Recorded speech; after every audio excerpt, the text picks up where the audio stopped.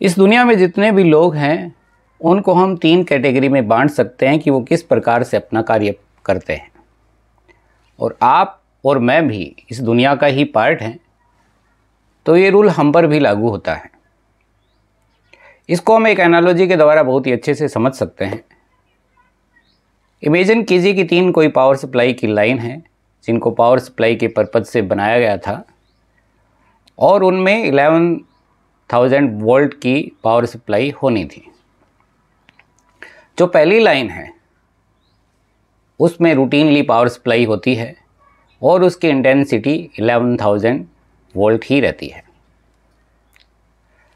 जो दूसरी लाइन है, जब से वो बनी है तब से उसमें कोई पावर सप्लाई नहीं हुई और भविष्य में भी उसमें पावर सप्लाई होने के चांसेस बहुत ही कम हैं। तीसरी जो लाइन है उसमें पावर सप्लाई होती है लेकिन बहुत ही फ्लक्चुएशन के साथ होती है। उसमें 3 दिन पावर नहीं आता, एक दिन आता है तो 11,000 वोल्ट से भी कई गुना ज़्यादा आ जाता है।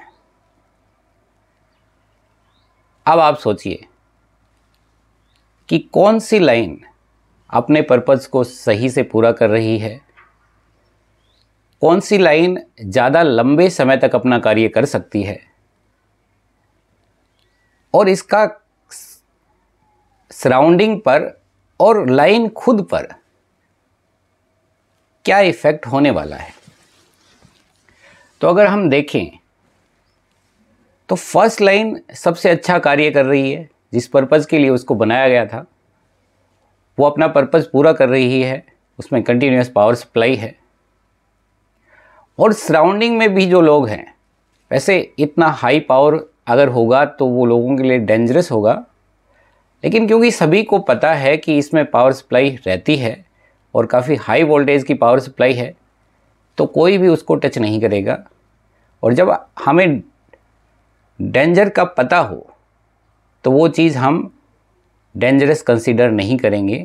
जैसे हमें अगर पता है कि ये पॉइजन है तो हम जाके उसको कंज्यूम नहीं करेंगे। दूसरी जो लाइन है वो अपने पर्पज़ को बिल्कुल भी पूरा नहीं कर रही। उसको पावर सप्लाई के लिए बनाया था लेकिन आज तक उसमें कभी पावर सप्लाई हुई नहीं और भविष्य में भी होने की संभावना बहुत कम है। लेकिन फिर भी वो सराउंडिंग के लिए डिस्ट्रक्टिव नहीं है। लोगों को पता है कि इसमें पावर सप्लाई नहीं होती, तो अगर उसको कोई टच भी कर ले, इवन कोई उस पर कपड़े भी सुखा दे, तो भी वो उसके लिए डेंजरस नहीं है। अब जो तीसरी लाइन है,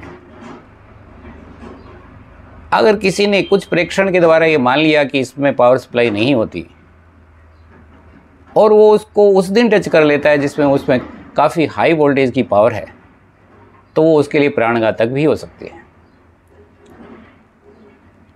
और जो थर्ड लाइन है वो अपने पर्पज़ को किसी भी टर्म में पूरा नहीं कर रही। कभी कभी पावर सप्लाई के पर्पज़ को पूरा नहीं करती है। अब इसका लाइन खुद पर क्या इफ़ेक्ट होगा? तो जो फर्स्ट लाइन है वो क्योंकि अपने पर्पज़ को पूरा कर रही है और जितने वोल्ट के लिए उसको बनाया गया है उतना ही वोल्ट पावर उसमें सप्लाई हो रहा है, तो उन वायर्स पर उस वोल्टेज का, उस करंट का कोई नेगेटिव इफेक्ट नहीं होगा। इवन क्योंकि वो लाइन अपना पर्पज़ पूरा कर रही है तो उसकी देखभाल भी बहुत अच्छे से की जाएगी और उसकी लॉन्गेविटी बनी रहेगी। जो सेकंड लाइन है, क्योंकि उसमें कोई करंट नहीं है तो कोई एडवर्स इफेक्ट करंट का तो उस पर नहीं होगा, लेकिन वो अपना पर्पज़ पूरा नहीं कर रही तो लोग उसकी देखभाल भी नहीं करेंगे और समय के साथ धीरे धीरे वो डिग्रेड हो जाएगी। जो थर्ड लाइन है, अब क्योंकि उसमें जब करंट आता है तो बहुत हाई वोल्टेज का आता है, तो इतना हाई वोल्टेज उस लाइन के लिए भी बहुत डिस्ट्रक्टिव है, उस लाइन को बिल्कुल डैमेज कर सकता है। अब इस एनालॉजी से हम अपने बिहेवियर को और लोगों के कार्य करने के बिहेवियर को बहुत अच्छे से समझ सकते हैं। कुछ लोग होते हैं जो किसी भी कार्य को कंटिन्यू रूटीनली करते हैं और इस प्रकार से करते हैं कि उसके स्वास्थ्य पर, उनके इमोशन पर, उनके मन पर उसका कोई एडवर्स इफेक्ट नहीं होता। इस प्रकार के कार्य करने के तरीके से उनको बहुत ही अच्छे रिजल्ट मिलते हैं। उनकी जीवन शैली भी किसी भी प्रकार से प्रभावित नहीं होती और हम कहें कि उसकी जीवन शैली और अच्छी होती जाती है। दूसरे वो लोग हैं जो काम को अवॉइड करते हैं, उसको हम सेकंड लाइन से समझ सकते हैं। और कुछ लोग ऐसे होते हैं जो 2 दिन तो काम करते हैं, फिर 1 महीने नहीं करते, फिर 2 दिन करते हैं। जिस 2 दिन में करते हैं तो बहुत ही लगन, बहुत ही हाई इंटेंसिटी के साथ करते हैं। अब इसको हम एक उदाहरण से बहुत ही अच्छे से समझ सकते हैं कि जैसे कोई विद्यार्थी है, अगर वो डेली 3-4 घंटे पढ़ता है तो उसको उस चीज़ के बहुत ही उत्तम परिणाम मिलेंगे। और इस प्रकार की स्टडी का उसके शरीर पर, उसके इमोशन पर कोई बैड इफ़ेक्ट भी नहीं होगा। कुछ ऐसे विद्यार्थी भी हैं जिनका पर्पस पढ़ना है लेकिन वो कभी पढ़ते ही नहीं है। इससे उसको परिणाम अच्छे नहीं मिलेंगे, लेकिन उनके स्वास्थ्य पर इसका कोई बैड इफ़ेक्ट भी नहीं है क्योंकि उसने कभी किताब खोली ही नहीं। लेकिन कुछ ऐसे हैं जो 4 दिन मस्ती करते हैं, फिर उन 4 दिनों की कमी को पूरा करने के लिए 1 दिन दिन रात करके पढ़ते हैं, तो जिससे उनके इमोशन पर, उनके स्वास्थ्य पर बहुत ही बुरा असर पड़ता है। कोई दूसरा एग्जाम्पल भी ले सकते हैं। जैसे आप जिम जाते हैं तो कुछ लोग रूटीनली जिम जाते हैं, अपने स्वास्थ्य का अच्छा ध्यान रखते हैं, तो उनका स्वास्थ्य उत्तम रहता है और उनके अन्य कार्य भी इससे प्रभावित नहीं होते। कुछ लोग ऐसे हैं जो कभी जाते ही नहीं,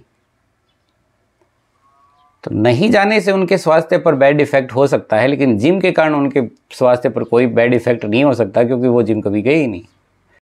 लेकिन कुछ लोग ऐसे हैं जो 10 दिन जिम नहीं जाते, फिर 2 दिन में वो पूरी कसर पूरी करने की कोशिश करते हैं, तो जिससे उस प्रकार के व्यायाम का उनको फ़ायदा होने के बजाय नुकसान होने की संभावना बहुत ज़्यादा है। डाइटिंग का कि 1 महीने तो फुल खाया और फिर 15 दिन कुछ भी नहीं खाया, तो इस प्रकार की डाइटिंग से आपको कोई भी अच्छे परिणाम मिलने की संभावना बहुत ही कम है। इससे आप अपने स्वास्थ्य को ही डैमेज कर रहे हैं। यही सेम चीज़ रिलेशनशिप में भी है कि अगर हम सेम इंटेंसिटी के साथ सामने वाले से इंटरेक्ट करते हैं, उसको ट्रीट करते हैं, तो वो रिलेशन हमेशा बना रहेगा। अगर हम इंटरेक्ट ही नहीं करते तो रिलेशन की कोई बात ही नहीं है।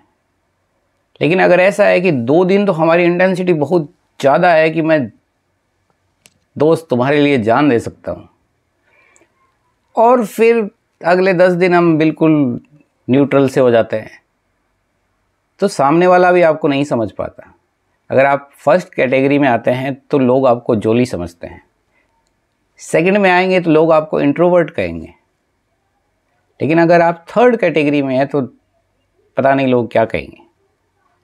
वो उनके इमेजिन करने पे है। वो आपको घमंडी भी मान सकते हैं, वो आपको स्वार्थी भी मान सकते हैं, जो उनका मन करे, जो उनका माइंड सेट होगा उस प्रकार से आपको कैटेगराइज करेंगे, लेकिन आपका रिलेशनशिप बिल्कुल इससे प्रभावित होगा और इसका हार्मफुल इफ़ेक्ट होगा। इस प्रकार के हजारों उदाहरण हैं। तो हम जितने भी कार्य करते हैं इन 3 कैटेगरी में से ही किसी एक कैटेगरी को हम फॉलो कर रहे होंगे। अगर आप फर्स्ट कैटेगरी में नहीं हैं तो अपने रूटीन को चेंज कीजिए और कोशिश कीजिए कि कम ही क्यों ना करें, लेकिन रूटीन से सेम इंटेंसिटी के साथ और कंटिन्यूअस करें, उसी से आपको अच्छे परिणाम मिलेंगे। और मैं तो ये कहता हूँ कि थर्ड लाइन की तरह तो बिल्कुल काम ना करें। 4 दिन बहुत हाई इंटेंसिटी से कुछ करना और उसके बाद 40 दिन नहीं करने से अच्छा है कि नहीं करें। तो वीडियो के अंत में मैं यही कहना चाहूँगा कि जीवन में कोई भी काम करें, छोटा हो बड़ा हो, उसको सेम इंटेंसिटी के साथ और रेगुलरिटी के साथ करें, तभी आपको परिणाम मिलेंगे। अगर आप सेम इंटेंसिटी और रेगुलरिटी मेंटेन नहीं कर पा रहे हैं तो ज़्यादा अच्छा है कि उसको छोड़ दें। कभी कभी बहुत हाई इंटेंसिटी के साथ करना और उसके बाद उसको बिल्कुल नहीं करना, यही कैटेगरी सबसे डिस्ट्रक्टिव, सबसे डेंजरस, हम कहें तो सबसे ज़्यादा ख़राब है। आशा करता हूँ कि इस वीडियो से आपको कुछ सीखने को ज़रूर मिला होगा। धन्यवाद।